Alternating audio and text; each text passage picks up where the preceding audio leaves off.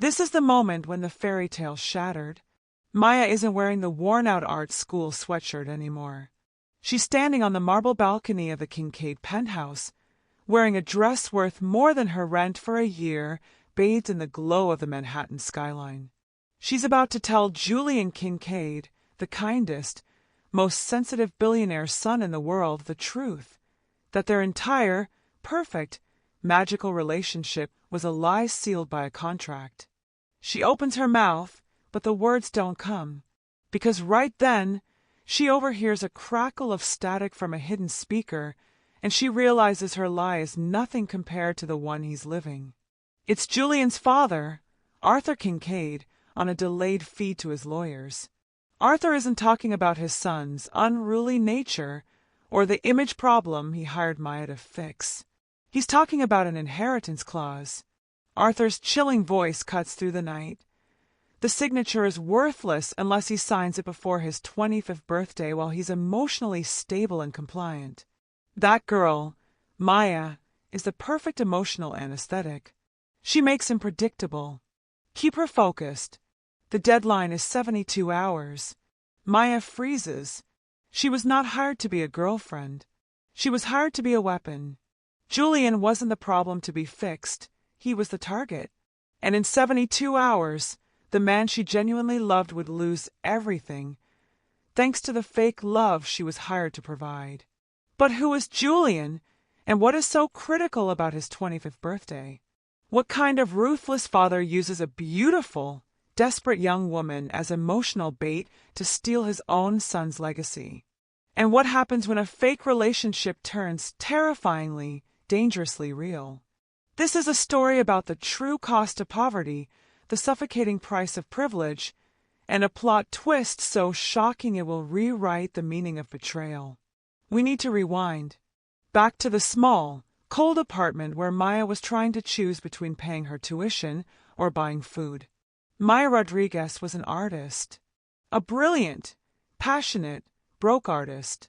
She was working 3 part-time jobs, a gallery assistant, a dog walker, and a late-night cashier, and it still wasn't enough. The eviction notice was taped to her apartment door, and her dream of finishing art school was slipping away like sand. This was her 0 point. Total financial desperation. Then the email arrived. It was strange, cryptic, and formal, titled, "Unique Employment Opportunity, Confidential." It offered a salary that made her eyes water, $250,000 for 6 months of work. The job interview was not in an office, but in a private, soundproofed room in the city's most expensive private club. Across the table sat Arthur Kincaid. He didn't look like a loving father. He looked like a general planning a corporate invasion. Arthur was the CEO of Kincaid Global Media, a man who built his empire by crushing rivals and controlling narratives. He came straight to the point. He told her, "My son Julian is unruly. He is allergic to the family business and insists on living in a dilapidated studio downtown, painting. He needs grounding. He needs structure. He needs to realize the value of stability." He explained the job. Maya was to be Julian's perfect distraction. She was supposed to get him out of the studio, introduce him to the right kind of life, make him happy, and, crucially, make him publicly presentable. The press often speculated about Julian's reclusive habits, which Arthur hated. Arthur continued, "You look honest, Maya. Genuine." Julian responds well to authenticity. "I want you to date him. A simple, public, committed relationship. 6 months. You report to me once a week. You never tell him the truth. You keep him happy. You get paid." Maya hated it. It felt cold, mercenary, and wrong. But the contract was ironclad, and the money would solve every single one of her problems forever. It was a Faustian bargain. She signed the thick, NDA-heavy document. The deal was set. She would be the perfect fake girlfriend. Her first meeting with Julian was awkward. Arthur had arranged a chance encounter at a small, independent gallery opening. Julian Kincaid was the opposite of his father. He wore faded jeans and a perpetually puzzled expression. He had the eyes of a starving artist, warm, intense, and focused on beauty. He hated his father's world. Maya, operating strictly by the contract, started small. She complimented his taste in art. She asked about his own painting. She used the talking points Arthur's security team had given her. But something unexpected happened. Julian was easy to like. He wasn't arrogant. He was lonely. He saw Maya, not as a social climber, but as someone who genuinely understood his frustration with the gilded cage he lived in. Their fake dates started feeling real. They skipped galas to eat cheap street food. They talked about dreams, not business. Julian showed her his secret studio, a place filled with beautiful, raw, unfinished canvases. Julian confessed to Maya, "Everyone in my life either wants something from my father or wants me to be my father. You're the only person who just asks what I want to paint next." Maya's heart twisted. Every compliment was a stab of guilt. She was growing to truly care for him, but every sweet moment was still a transaction funded by Arthur. She started breaking Arthur's rules. She stopped reporting weekly, giving vague updates. She started falling, genuinely and completely, for the boy she was hired to manipulate. 3 months into the contract, the relationship was real. Maya knew she had to end the lie, or it would ruin her.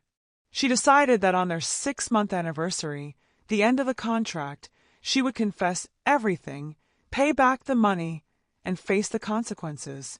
She was prepared for Julian's heartbreak, but she couldn't continue the deception. But Arthur Kincaid was watching. He knew the relationship was too authentic, too fast.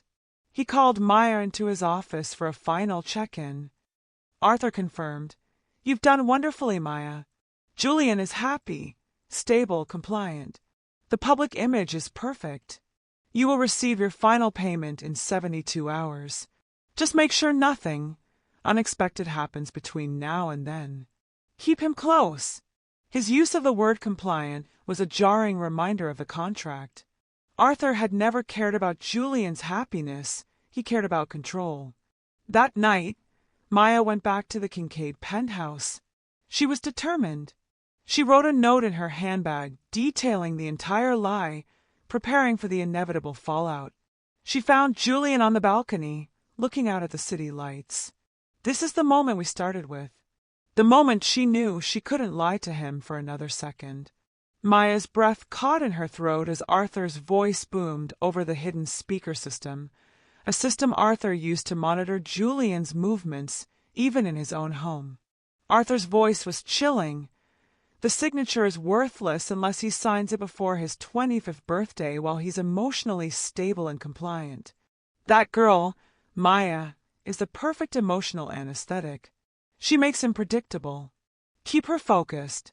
The deadline is 72 hours. Maya frantically searched the room for the speaker, heart pounding. She realized the truth wasn't about Julian's public image. It was about his mother's legacy. Julian's mother, the true founder of the creative side of Kincaid Global Media, had died when he was young. Her final will stated that her unique intellectual property, a massive collection of digital art patents worth billions, would transfer fully and permanently to Julian on his 25th birthday. But there was a loophole Arthur had created. If Julian voluntarily signed a simple corporate restructuring document any time before that date, while mentally and emotionally sound, the IP would revert to Arthur's full control.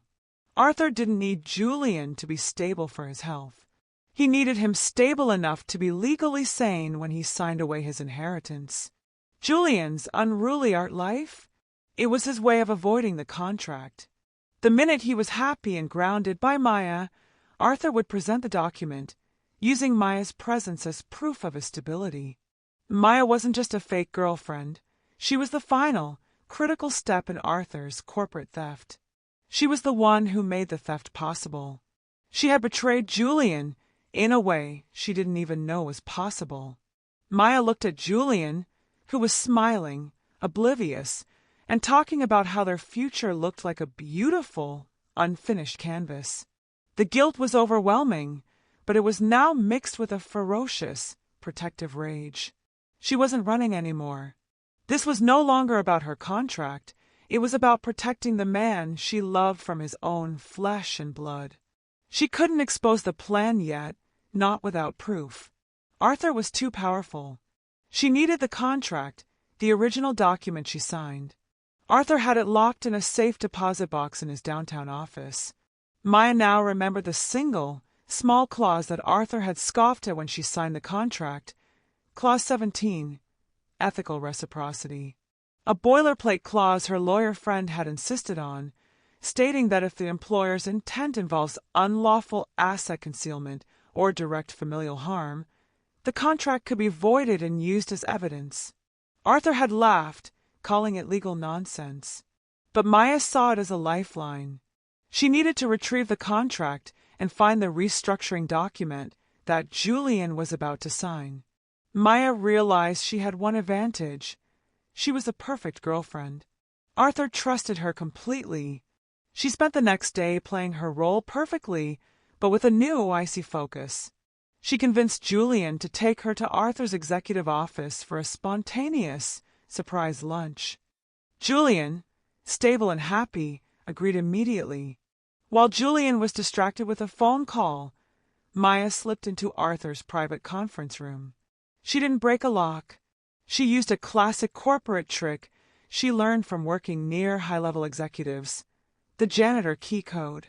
Arthur's private conference room used the same keypad code as the cleaning crew's storage closet, the day of the week, plus the year of his first divorce. Inside, she found what she needed in the safe, 2 documents. One was her 6-month contract, revealing the entire plot. The second was the Kincaid Global Media Succession Waiver, the document Julian was scheduled to sign. It was disguised as a tax form. Maya photographed both documents with her phone, every page, every signature. But she needed something more powerful than a photo. Maya had Julian's love and Arthur's trust. She needed to use Julian's own world, his art, to destroy the lie. She raced back to Julian's studio. She didn't tell him everything, just enough. Arthur is using your birthday to make you sign something that will hurt you. We have to expose his control over you now. Julian, used to his father's manipulations, was horrified but trusting. Maya used her technical knowledge from her brief course enrollment. She uploaded the photos of the contract and the waiver, not to the news, but to an unlisted, public portfolio on Julian's art blog, hidden under the title, The Kincaid Composition. Next, the trap. Maya arranged a lavish, media-heavy dinner party at the penthouse 48 hours before the deadline. Arthur was thrilled, believing Maya was providing the perfect, stable environment for the final signature. The party was flawless. The media was there, Arthur was glowing, and Julian was radiant. Arthur finally presented Julian with the tax document, pen poised. Arthur prompted them. Just a formality, son. Tax restructuring. Maya, darling, why don't you sign as a witness to show how stable and committed you both are? This was the moment. Maya took the pen, but instead of signing, she held up her phone. Maya's voice was firm. I'd be happy to, Arthur. But I think you should read Clause 17 first. She didn't air the photos publicly. She opened Julian's art blog, now titled The Kincaid Composition, The Truth in the Metadata. The blog's homepage wasn't art. It was a single image, the cover page of the succession waiver, overlaid with the full, signed page of the contract she had signed with Arthur, proving she was hired to manipulate him. Julian didn't look at the screen. He looked at his father. The look on Julian's face wasn't heartbreak. It was the cold, sudden realization that his whole life was a puppet show. Arthur's face, usually carved from marble, shattered. He lunged for the phone. But it was too late. Maya hadn't just posted the images. She had sent an anonymous link to 5 major business news outlets just moments before. The room descended into chaos. The media had their scandal. Arthur Kincaid was exposed as a corporate thief who tried to use emotional warfare against his own son. He faced immediate legal repercussions and a catastrophic public relations nightmare. His attempt to steal the intellectual property was thwarted because the court recognized Julian's vulnerability and Maya's evidence. And Maya, she was no longer broke. Julian didn't blame her for the lie. He saw her as his protector. With the Kincaid global media IP firmly in his control, thanks to Arthur failing the deadline, Julian finally had the freedom and the resources to pursue his true passion. Maya and Julian stayed together, building a relationship based on the shattering truth, not the perfect lie. Julian funded Maya's final years of art school and gave her a gallery space, turning her into a successful, acclaimed artist. Maya was no longer the desperate hiree. She became a major artist, known for her sharp commentary on the hidden structures of power. She had taken the contract money, which was now justly hers, and used it to buy her freedom. She didn't get revenge with a lawsuit. She got justice with the truth. The poor student who was hired as a distraction became the brilliant woman who saved the billionaire's son from his own father. The last time Maya saw Arthur Kincaid, he was leaving the courthouse defeated.